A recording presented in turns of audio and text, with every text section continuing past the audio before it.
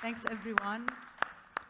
I'm very much delighted to be sitting with our esteemed panelists. It's an amazing topic addressing the disruption in the construction industry. As we all know, the disruptive trends have really radically changed the way we design, we plan, and we implement construction projects. They present challenges at the same time, they offer opportunities. So I'd like to hear, obviously, from you, how these disruptions have helped to turn and transform into this construction industry into smarter, more resilient. I'll start with you, Hamid, if you can kick off this conversation. In your opinion, how would you describe the most important trends that have impacted the industry and will continue to impact? All right. Well, thank you for this question. It's probably the question of the moment around the world. I think the climate crisis that the world is going through right now, and I think one of the speakers earlier mentioned that sustainability is no longer an option or an add-on. It's at the core of everything that we do. I think that is probably, if we were to single one of the items or one of the factors that are causing disruption right now in the construction industry, I would say probably the implementation or the effective implementation of sustainability in everything that we do. Sustainability is going to change even the type of projects that we are going to be looking to implement for our infrastructure in whether in the region or across the globe. You're looking now at, I mean, some of the projects that were mentioned, a lot of them in His Excellency's presentation, a lot of them are aiming to bring sustainability into the system, the ecosystem that we all live in, be that transportation, be that the offices we use, be that even the food that we consume. Everything that we are looking at doing right now has to have a sustainable element to it. The ESG framework that is now a global phenomena is now providing probably a way of measuring and making sure that all the players in the world are, to some degree or another, are in compliance with that objective for the better of the world, really. Thank you so much. I can't agree more that sustainability is the multiplier effect of all what's going on. Jesus, business unusual. That's your mission as unusual. What is unusual? Well, actually, that's the way our company is, the way that we're heading now at the moment. Why we say business as unusual as our company Acciona. Acciona in Spanish means put it to work, bring it to action. We are a carbon neutral company since 2016, being a large developer and contractor for sustainable infrastructure. So how can we achieve that? Well, part of our company is renewable energy that offsets CO2 of the other part, plus some carbon credits, of course. But basically, we understand we have a sustainability master plan, which is focused. The 2021 was achieved and surpassed. We have now the S&P 2025, and we are striving to be aligned with the 17 Sustainability Development Goals of the United Nations. That would enable, for example, in Europe, it's called taxonomic activities, taxonomic projects, which are, give you entry to softer loans, and green financing, which is one of the key disruptions that I would like to bring on today. We are already using green financing in Saudi Arabia in the three, as developers in the three ISTPs in Medina, Buraida, and Tabuk, where we mix green financing with Islamic financing. We are talking sustainability, and it must be understood, as Mr. Michael de Prisco said before, which I love, is ESG, is social, not just environmentally as renewable energy and so forth. We are already late on that. We have to accelerate the CO2 reduction in the world. We are too late already, even to meet the climate targets that we have. So social impact, and governance. Sometimes, and I'll maybe elaborate later, how Acciona, as unusually, it's making very painstaking decisions and not bidding for some projects we're not aligned with the 17 SDGs, like, let's say, waste-to-energy plants, that is all in, everything goes to the furnace. It's not a material recovery facility before the waste-to-energy plant, where only the non-recyclable part of the garbage is incinerated. Where everything goes in, we're not there. So this is just an example, but these are the things what we mean business as unusual. And the good thing is that you can still make profits as a company, keeping our commitment to the well understood ESG sustainability. And it will continue to be unusual. It's going to always be valid. That, I think, is more and more the trend. Yeah, thanks. And it should be. Abdo, project and program management are at the heart of Hill. So I'd like to take our discussion into what's causing our profession to be disrupted in order to meet with the requirement of an ever-growing complexity in the construction. For Hill and most of the professional services companies, the resources are our main assets. More than 90% of our business comes from our own professional staff. And the availability of skilled resources is getting, particularly after the pandemic, it's getting to be more and more challenging. We have a succession planning program in place, trying to attract the younger generation to be the future leaders within our organization is proven to be a lot more difficult than we had planned or foreseen. Within the construction sector itself, where we're primarily involved, we're seeing that a lot of the skilled resources are moving away from their current or pre-pandemic roles.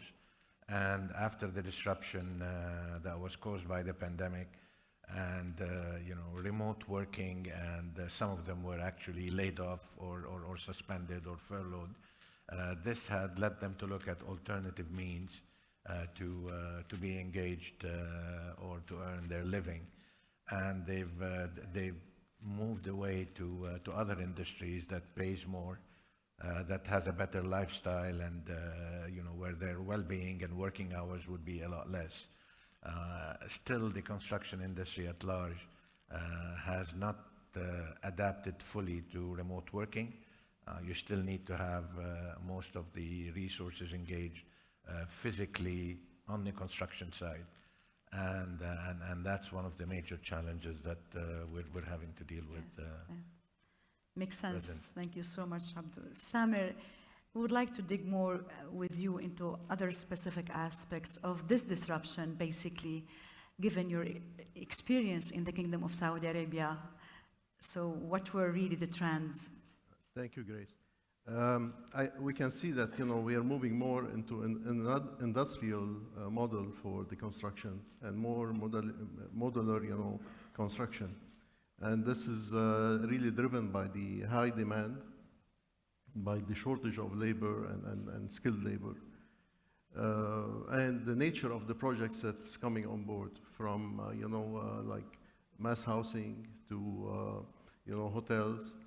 That has the main factor where there are repeatability and standardized production of units. So this will have a major implication on the construction. From a project management aspect, it will be more off-site rather than on-site. There'll be more management of the logistics of things. Logistics will play a big role in the whole supply chain.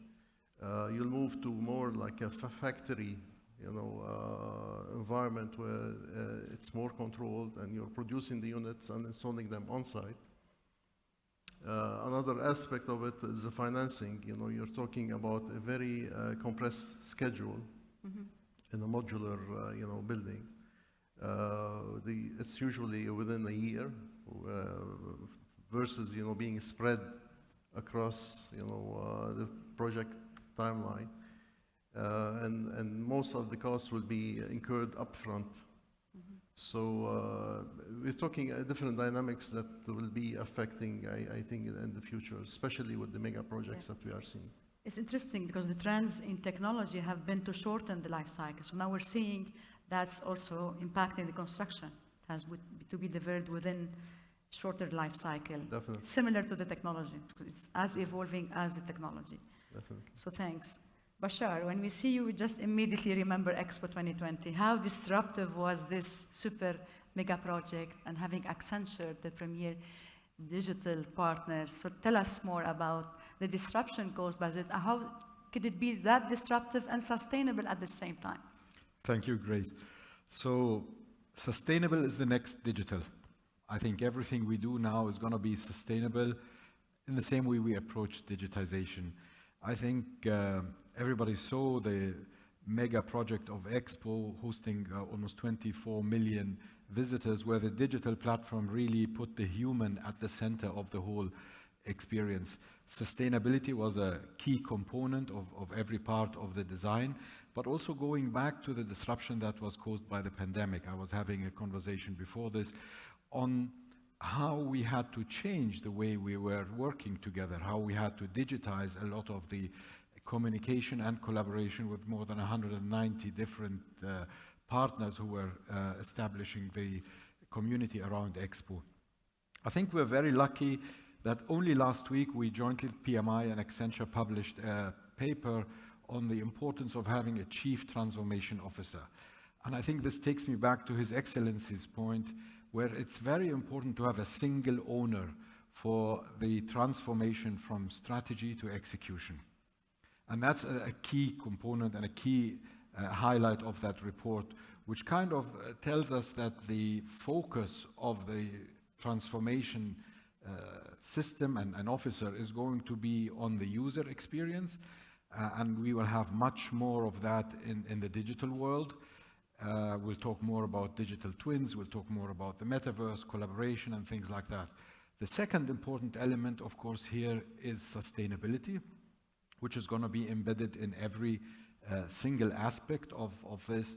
And as Accenture, we are supporting many of the region's governments to actually meet their commitment, whether it's 2060 or 2050 for the UAE to be net zero emissions, which is quite a comprehensive and sustainable story. By the way, the UAE is hosting next year COP22 in the Expo city.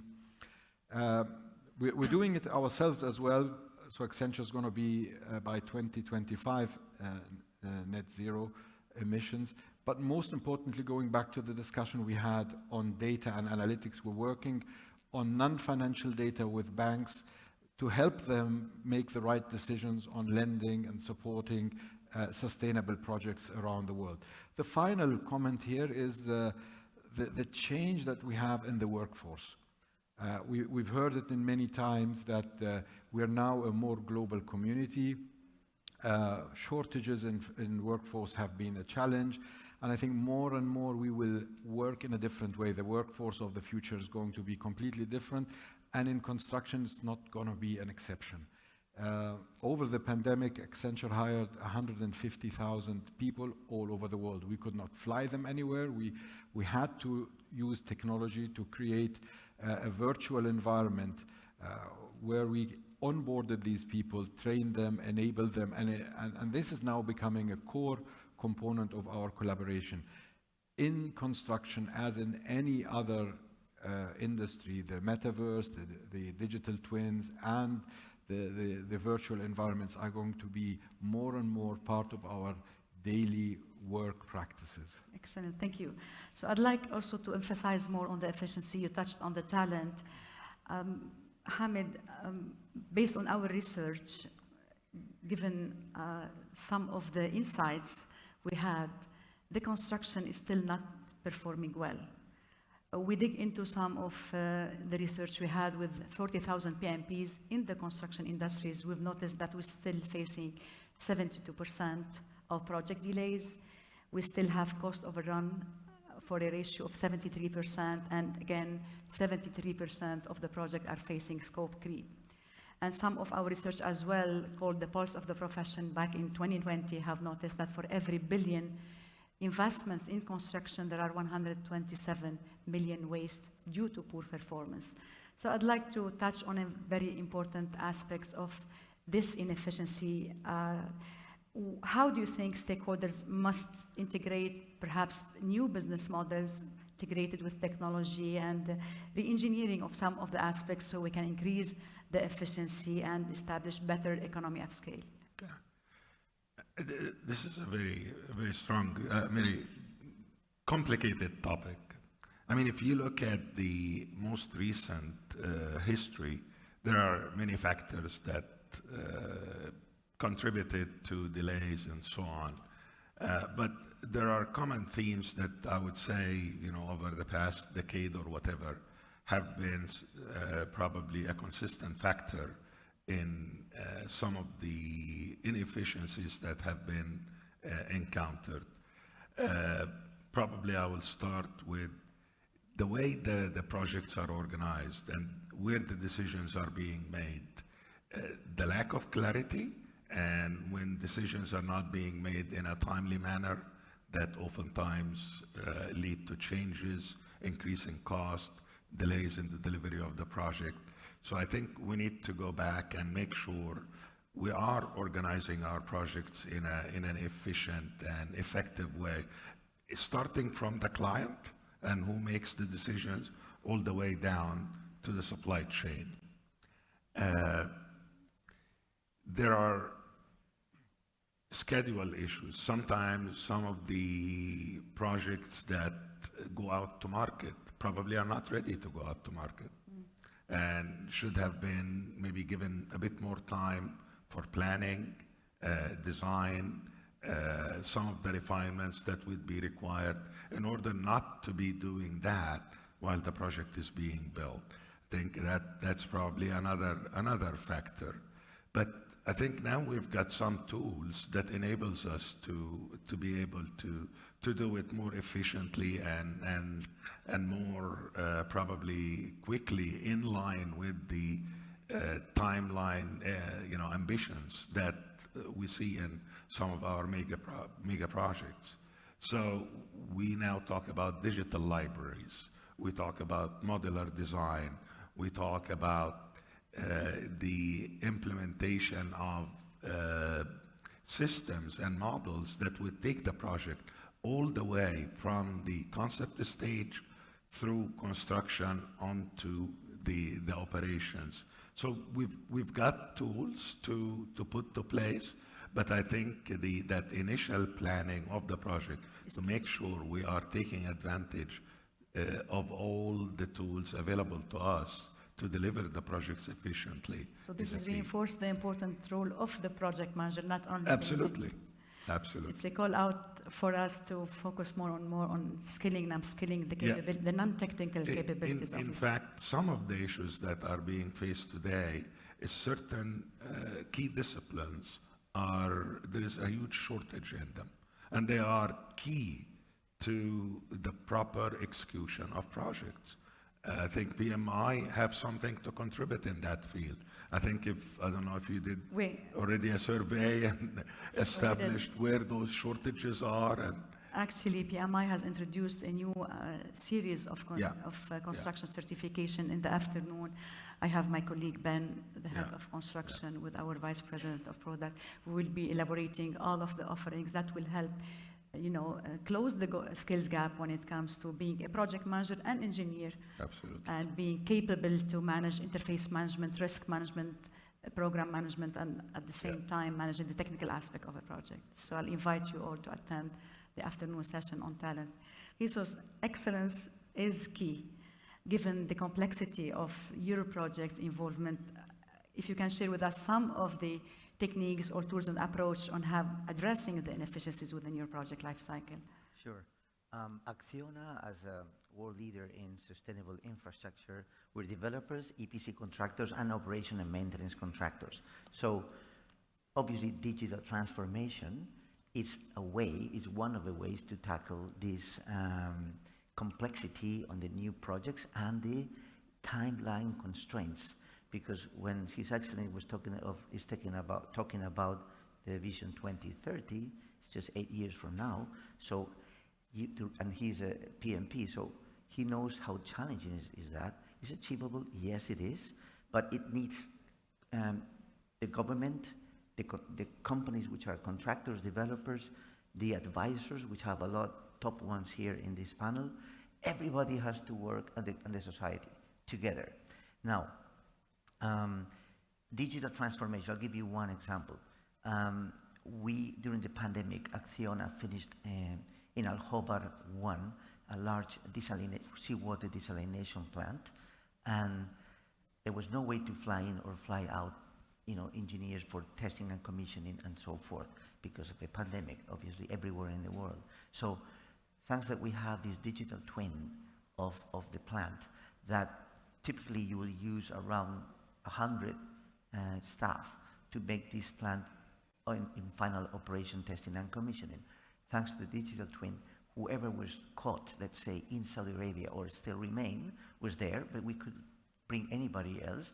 Thanks to the digital twin, we were able to finalize this testing and commissioning that usually takes 3 to 5 months and deliver to the client, the Saline Water Conversion Corporation. But there are many other things. The complexity of a project is something that an architect or an engineer can always draw something. Then you have to really bring it to reality, which is always a challenge because of the changes and everything, and logistics and everything. But I want to touch on one thing. Somebody said you're a tough moderator. I like this question you threw at me. Women. Traditionally, infrastructure. The other thing was digital transformation and talent and skills. So those are the two ways we tackle complexity. Now, I talk about digital transformation. Talent and skills. Women. Typically, construction infrastructure is not something that has been so appealing to women in the last 50 years. Things are changing in two ways. You go to civil engineer universities, you see more and more women. That's one way things are changing, more attractive.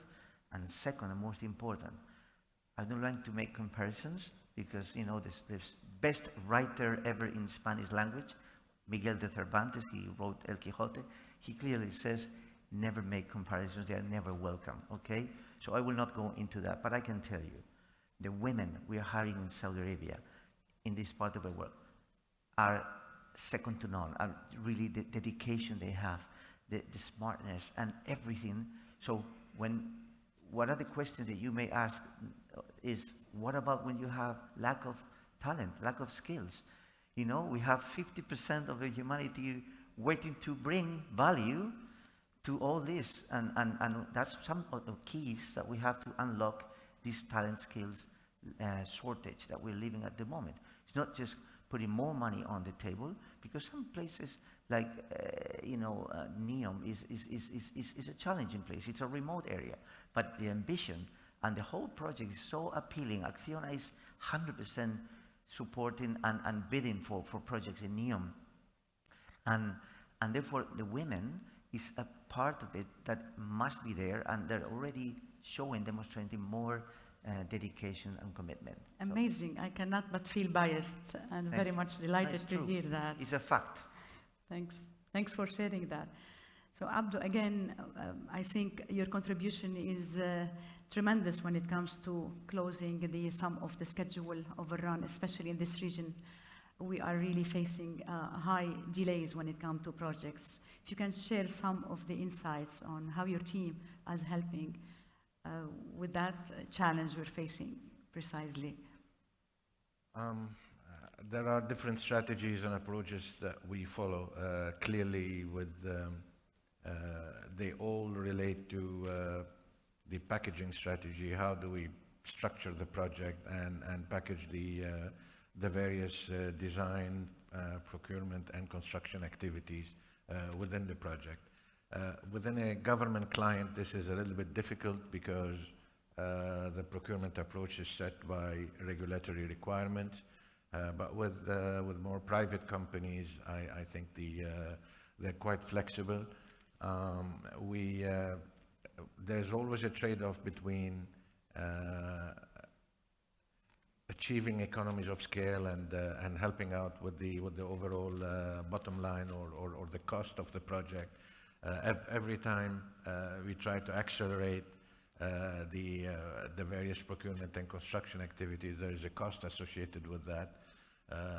But we always come up with different options and different scenarios. We model them and we provide the client or the end user with the cost benefit analysis of every solution, and then at the result, in most of the cases, the decision is a balanced approach that achieves a certain balance between the schedule saving and the cost. This clearly works out when there is no drop-dead date for delivering the project, but when the schedule is the main driving force, then obviously price is going to be, it's going to suffer. It'll be very difficult to control that as well. Samer, again, if you can share some of the real examples in the Kingdom or in your group on how have you helped with increasing the efficiencies and touching on the skills gap or the labor shortage? One thing we are doing as a group, we are investing in the next, let's say, trends in the industry. We are investing in modular, industry. We already started production on pods, toilet pods, and kitchen pods, which increase the efficiencies of in the construction process in a big way. Definitely, we play a small part in the whole, but we align our business plan with the Vision 2030. A key thing is to understand the client needs and to deliver on those needs. Being close to the client and understanding that is a key to achieve. Keeping in mind that really what's happening is not usual. It's not normal. Cities historically has grown, demographically and in a long process, and with some planning, and unfortunately in the Middle East there was not much planning in the growth of cities. But today what we see is really planning a whole city from scratch. It's not like, it's like on a white sheet and planning it, benefiting really from the latest technologies and advances and the best resources to achieve these futuristic cities. So they are, really building the future now.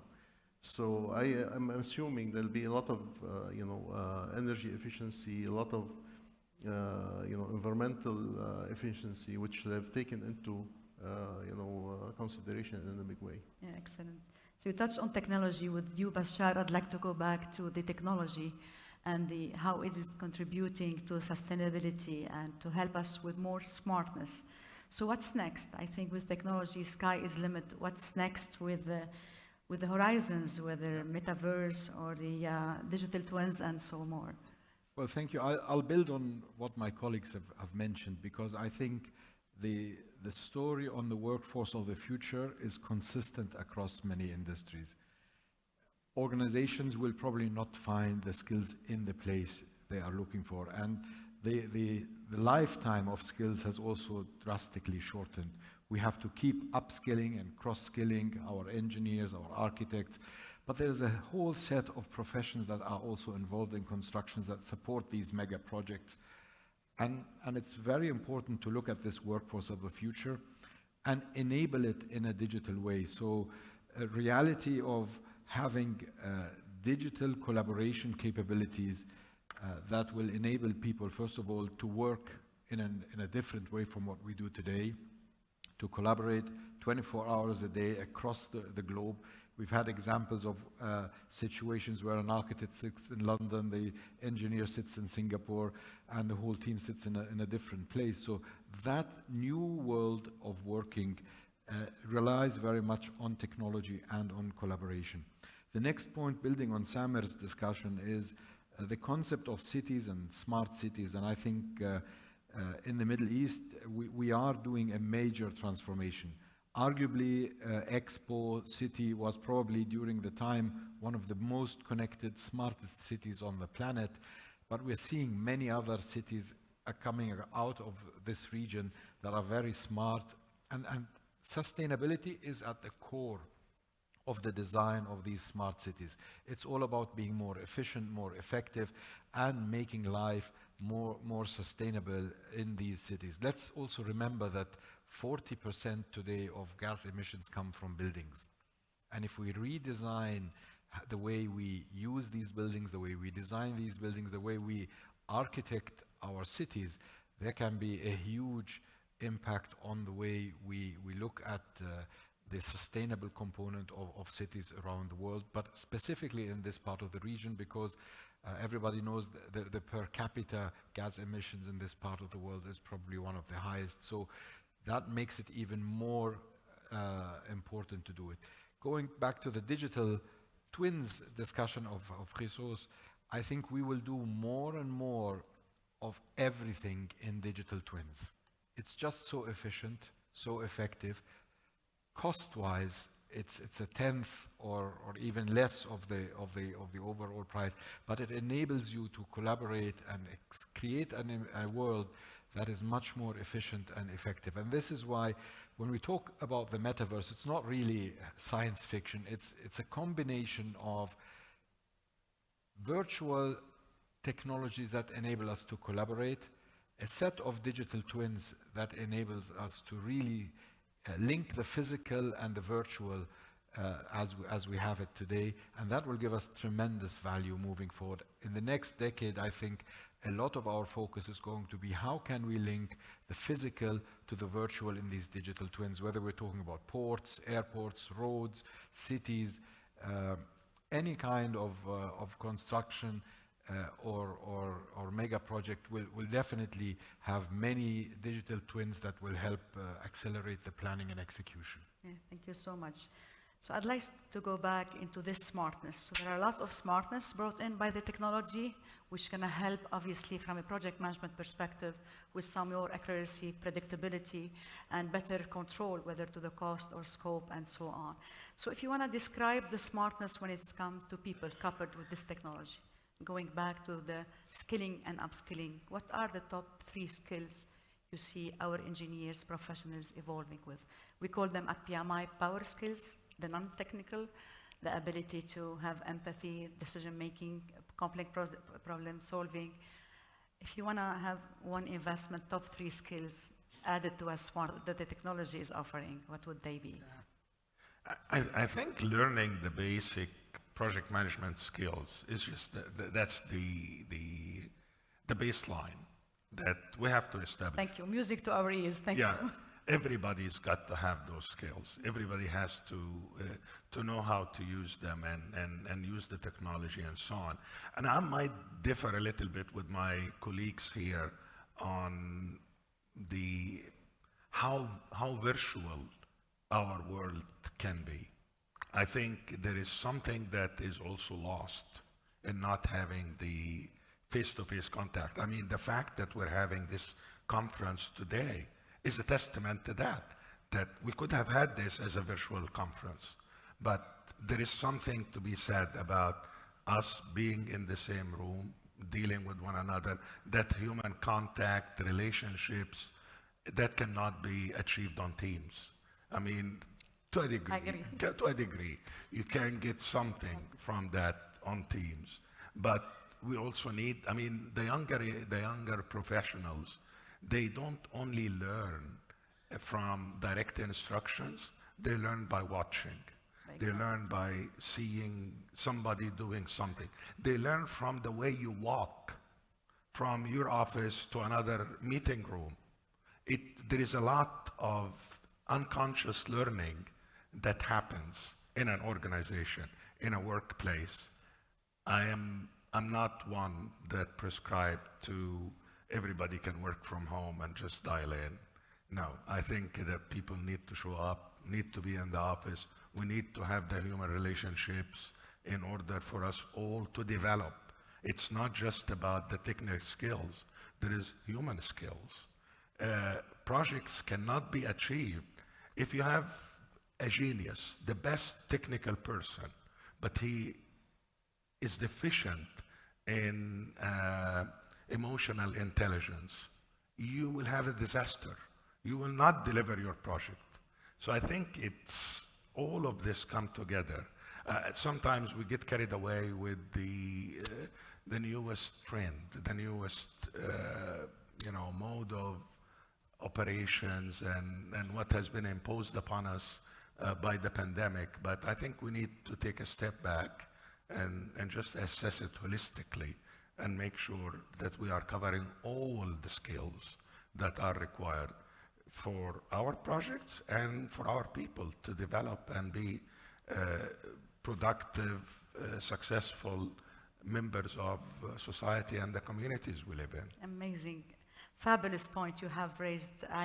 You remind me of the report published by Bain and Co. last year on the future of work. They called it less work, more human. So with the whole advancements of technology, we need more humanity within our environment than ever before. Yes. And this is where the woman is coming into place. I'll give it to Yes. you. No, thank you. I just want to, I cannot agree more with what, Hamid said. I just give you one personal experience. As an aerospace engineer, I spent 5 years of my life in Seattle on the Boeing company factory, calculating aerodynamics. And then suddenly I realized that there were groups of engineers, and there was always a lead engineer. And traditionally at Boeing, for the last 50 years, the most experienced and the smartest engineer was the lead engineer. Among all these lead engineers, the smartest was the supervisor, and so on. And when I arrived there 30 years ago, suddenly my lead engineer told me, forget about that. Now it's people manager. Who is the best people manager within those engineers? Because all of them were okay or good, nobody was at Boeing. So suddenly I realized that, true, when I was looking at the lead engineers and the supervisors, they were really people managers, motivators. Nowadays, it's like Hamid is saying, we have to focus, and obviously PMI is focused, that already Pierre said it, on how to develop the skills, and also, Grace, you also said it in the beginning, to empower, to really motivate. We're not anymore in the how to build the pyramids 2,500 years ago. They did something that most engineers nowadays still wouldn't know how they did it, but they did it. Just to put a 2.5 tons block in a small barge, if you put it, it will sink immediately. So people are thinking how they did it. Now they say maybe they put two barges, some kind of a bridge, like a catamaran, and then they put it in the middle, because otherwise immediately they will sink. Now we have big barges. The motivation there was quite different. The Egyptians did an amazing job, but probably with a whip. But nowadays, it's the opposite. It's motivation. I see it every day in my office and everywhere I go. A motivated team can reach, and can reach no limits. That's really, and the managers and the CEOs, and we have the responsibility to think about that and to see there's no bad worker. If you relocate to the right position, this person will flourish. So that is the way I think is the challenge, is that because of the globalization, it's much more easier nowadays to learn from other people, to see good practices, and I think that's the way we should head to. Yeah, excellent. Abdo, I'd like to dig more into the role of the project or program manager, since the technology is helping with the automation of the day-to-day reporting and administration. How do you see it from your perspective evolving? Well, I would like to answer your question first about what are On the the skilling. additional Again, skills, because I think this is very important in our profession. I think the most important skill is communications. It's amazing how in a single office you have two people sitting next to each other, and they don't talk to each other, they just communicate by emails. And that, it's not good for business, and it's not very effective.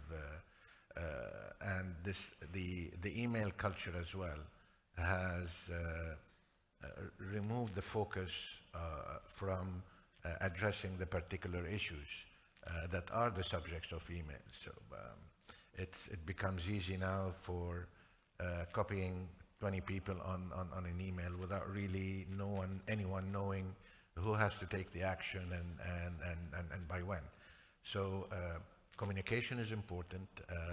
Email is an effective tool of doing that, but that does not replace the interpersonal communication, which is extremely important, and limiting the number of people you have to communicate with by just emphasizing what is the purpose of each piece of communication that we're sharing with the others.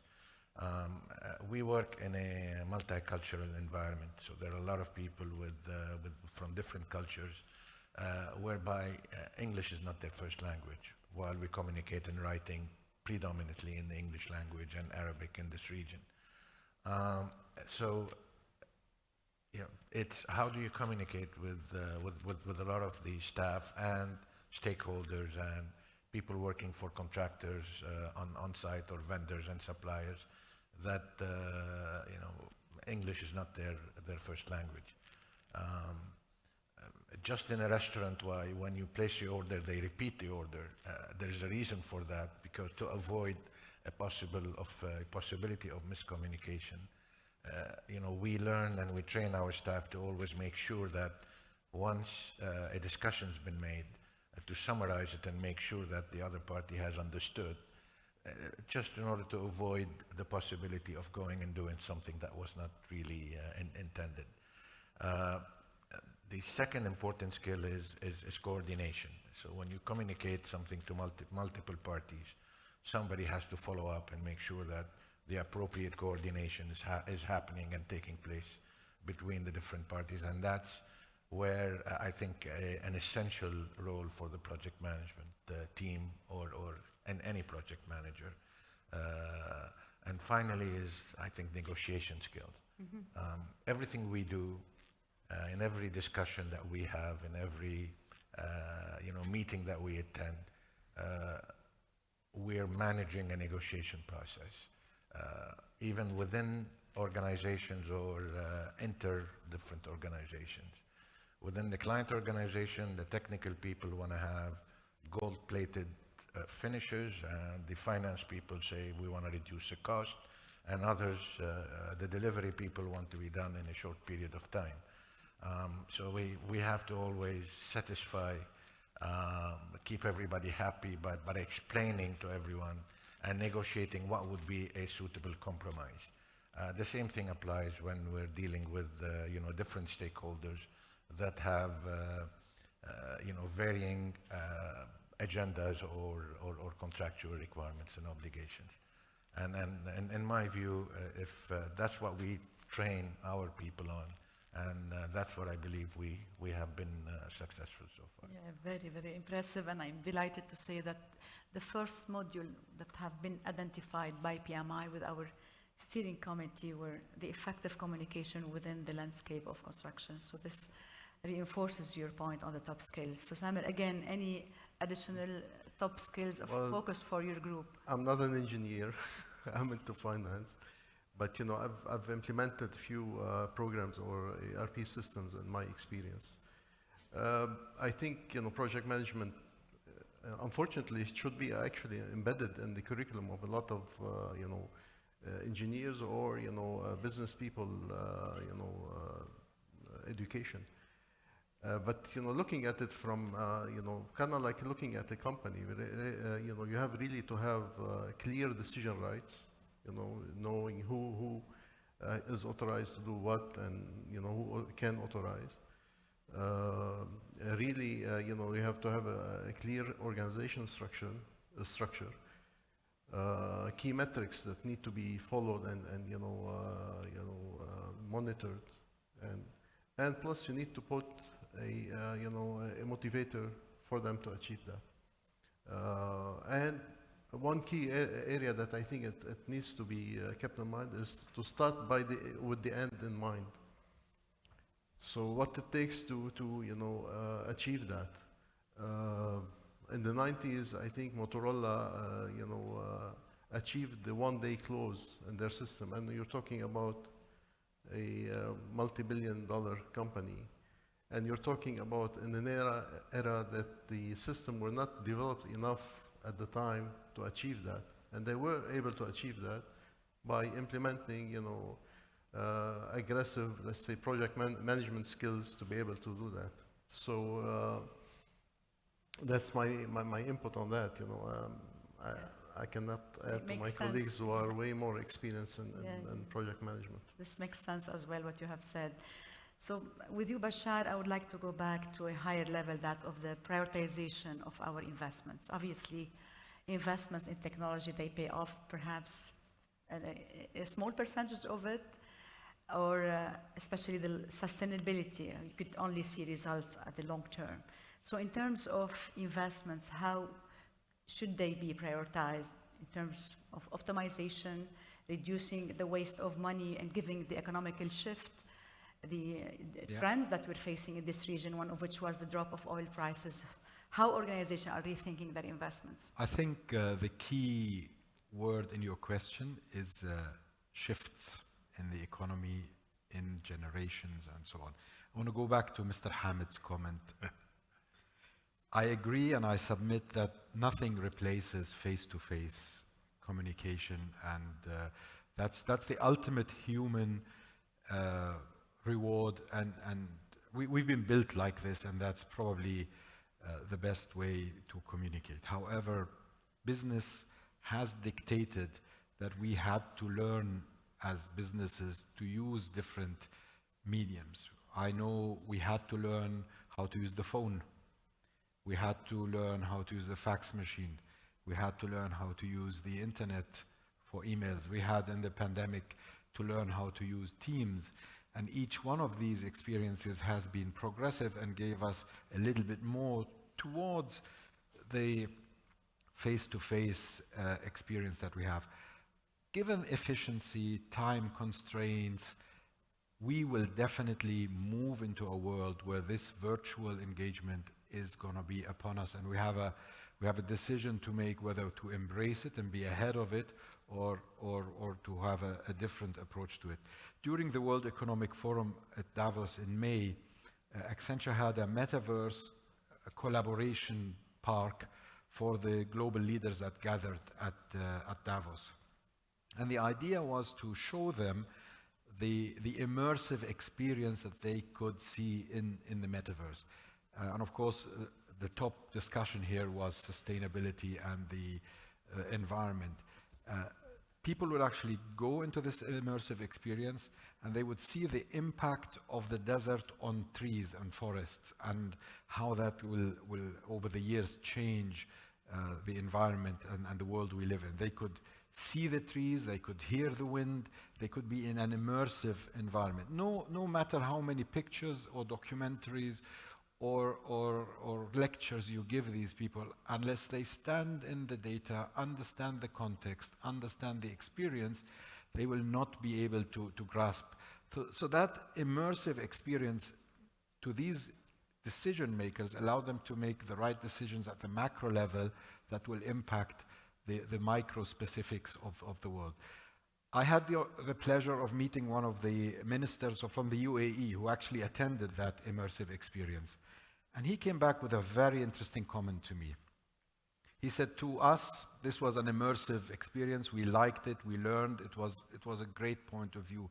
But I think for the next generation, the young people who are always spending their time in the gaming environment, who are very familiar and fluent in this environment, this is a transformative way of communication, and that's the new way of work that they will be working in. So I think in this part of the world we've got two incentives here. One is 70% of our population is less than 30 years of age. These people live in the immersive world. Probably it's easier for them, for good or bad reasons, to engage in these immersive worlds than to have the face-to-face communication. Not their fault, but that's the way they've been brought up. And also, we've also in this part of the world been blessed to be a forefront of technology in terms of infrastructure. So when Dubai issued now a strategy for the metaverse, citing 40,000 new jobs between now and 2030 in the metaverse alone. These are all virtual jobs. Yeah? $4 billion of incremental GDP to the city of Dubai, again by 2030. That shows a huge focus on this. Last week, only in Saudi Arabia, it was announced that there will be a big focus on the gaming industry and the transformation of that.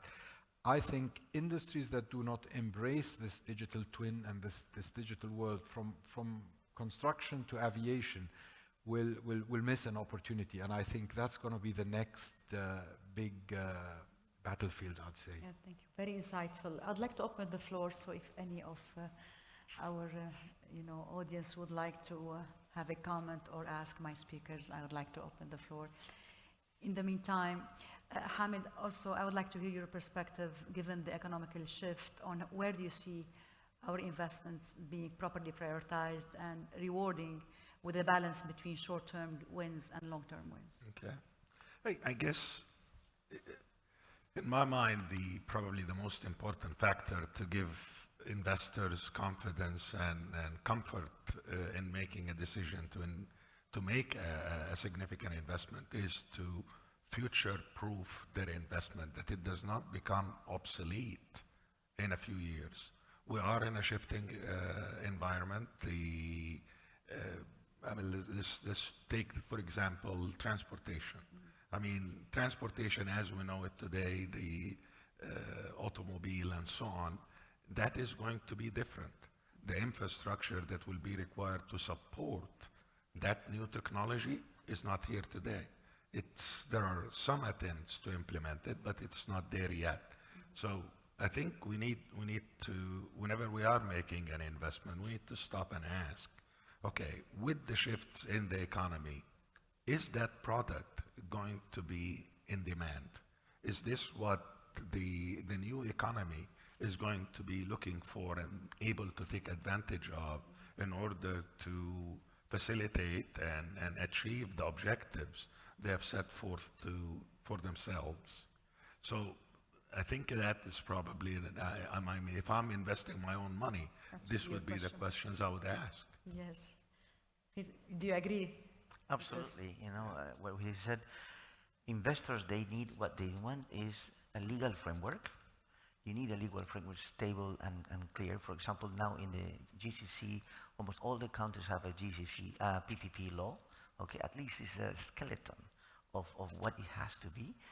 You need, of course, bankability. Liquidity is there in the market. The problem is there's enough sovereign guarantee? Is there enough way to make sure the project makes sense? There's a viability for the project. You cannot have a metro in one city which has 5,000 passengers per direction per day. I mean, it's consistent with a bus rapid transit. I'm just giving an example, for example. And then you have the right advisors and contractors and developers with the skills to do it. And of course, ultimately, everybody has to have an equity IIR and the right profit, So the payment terms has to be the right ones. The contractual terms and conditions as close to FIDIC as they should be, as this is the only way to attract investment to the region, because nobody has doubt that this part of the world is already has proven its capabilities to build amazing things. We have here Ian, we will come later with the Red Sea Development Company. How is it delivering as a Chief Projects Delivery Officer? It's truly amazing, and things are happening in Saudi, but also in the UAE, in Qatar. You need the liquidities there. Improve the government commitment and help to support those projects. Have the right terms and conditions for the contracts and the right payment terms, because we have seen huge companies go bankrupt. Companies have been there for the last 100 years, and now they're not there anymore. Why? We have to think why. So those things for me are very, very important. Thank you so much. So I'd like to open the floor. Dr. Sabi, please introduce yourself. Thank you very much. Thank you very much, Grace. Sabi Kissaf, IC Vice President, and my day job is Hyperloop Transportation Technology. I'm very pleased to see His Excellency Dr. Mansour mentioning the Hyperloop. The MENA region is leading in innovation and technology. Do you think there is a room for the private and public sector to come up with a pioneering Hyperloop system in the region? Thank you.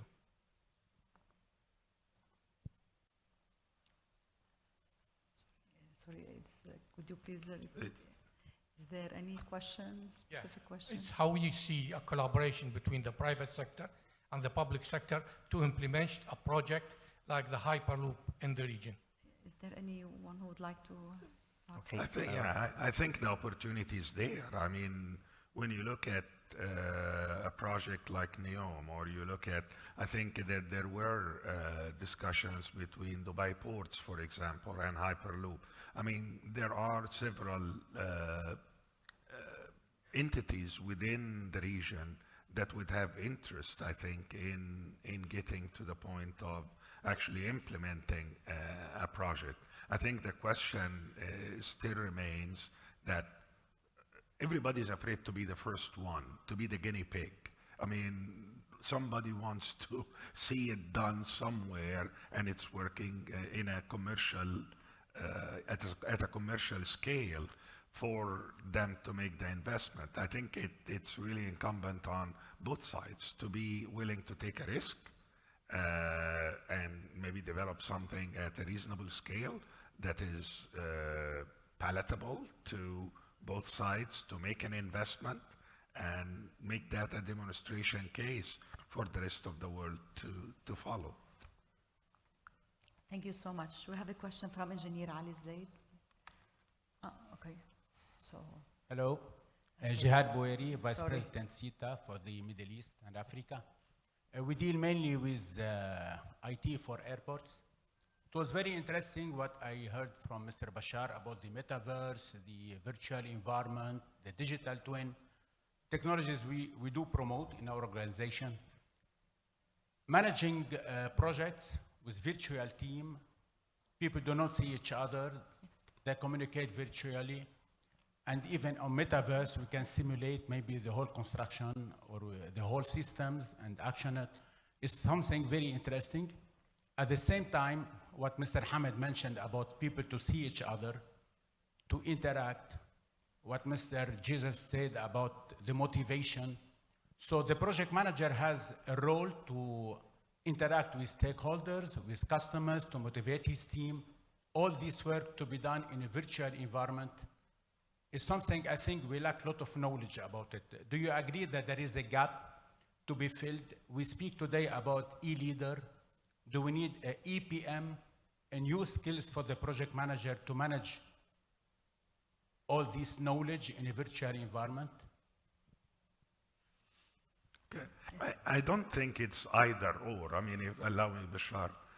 I think we need all of these tools. So right now, I mean, our projects, we have global delivery. I mean, we have people working in the US, working in Hong Kong, working in Europe, with the team in NEOM or in the UAE. We all work together and we use the virtual environment to do that. But I guess but within each of these centers, people need to see one another. And I think that's where I'm coming from, that we cannot turn everything into being virtual. That is not, in my view, is not the answer. It's not going to deliver the results we're looking for.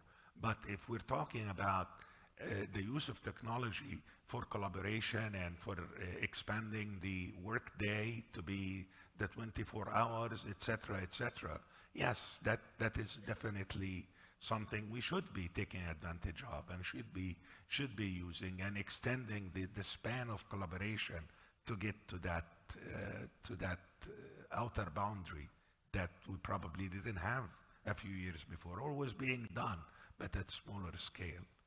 No, I agree. It's never either or. And ultimately, we want to have the face-to-face interaction. No doubt about it. However, the dynamics of cost, the dynamics of productivity will force you to use these digital and virtual platforms more and more. When we hired 150,000 people during the pandemic, that was the only option. We could onboard these people. And a lot of the discussions that went into the kind of exercises we want to provide in this virtual world, it wasn't basic learning, it was more of team building exercises. It was more of getting people to know each other and work together. There was a big module on cybersecurity where you get introduced into social engineering, where you get put into an environment where you are actually under an attack in terms of cyber and so on.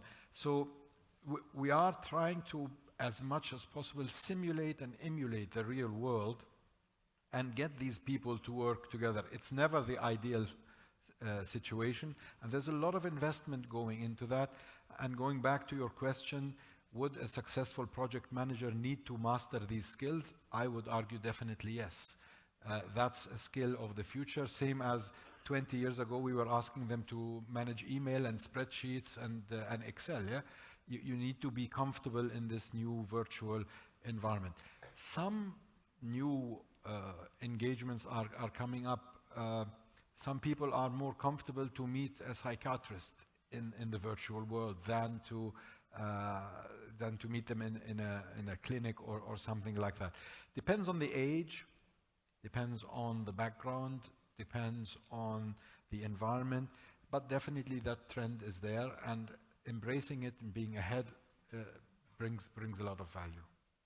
Thank you so much. I'm forced by the organizers to close it. Engineer Ali, perhaps we can have your question in the upcoming panel, which will be led and moderated by our CEO. So I'd like to invite, first I'd like to thank you so much for such an invaluable insight, for lots of hope. You left us with a lot of hope around sustainability that is coming, long-term future success and transformation, where people will remain at the heart of the unusual business. And again, thank you so much. I'd like to invite you to a coffee break, and you need to come back promptly at 11:30 for the mega project landscape. The first question, I promise you, will be from Engineer Ali to Mike and his panelists. Thank you so much. Thank you. All right. Thank you. Sharaf.